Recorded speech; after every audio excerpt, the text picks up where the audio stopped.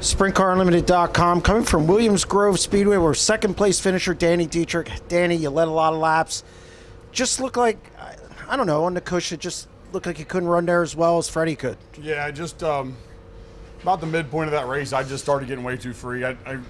We really didn't expect the track to get slick in the corners underneath the cushion and build any sort of a cushion. So just a little frustrating. We were really good there the first 10 laps or so. I could roll the bottom.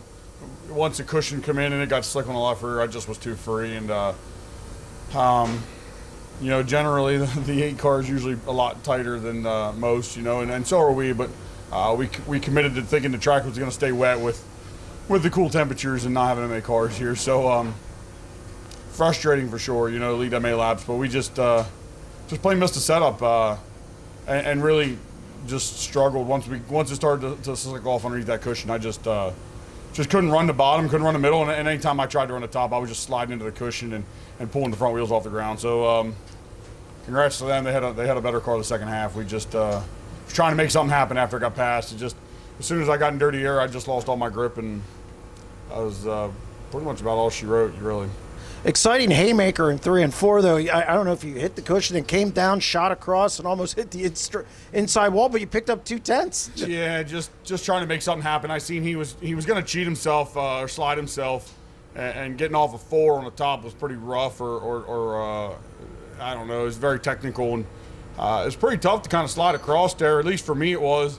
And I knew my only haymaker was going to be to try and run her in really deep and wide and get turnt.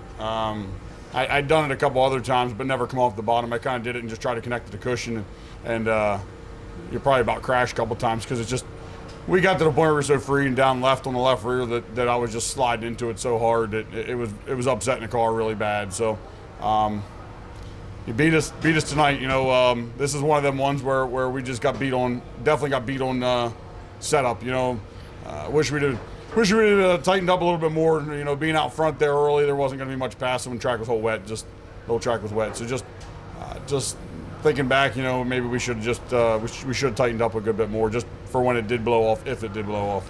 Another podium finish. This is 5 straight podiums.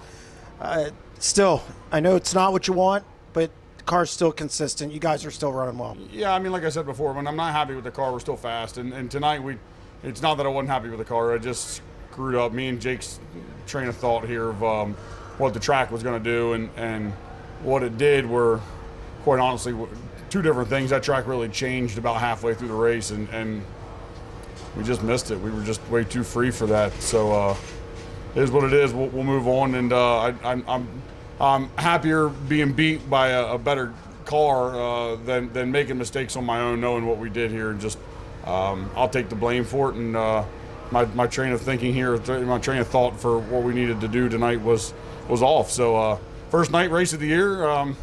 Props to the Grove for getting a decent racetrack with low car counts, and you know, we'll be back next week hopefully. All right, thank you very much.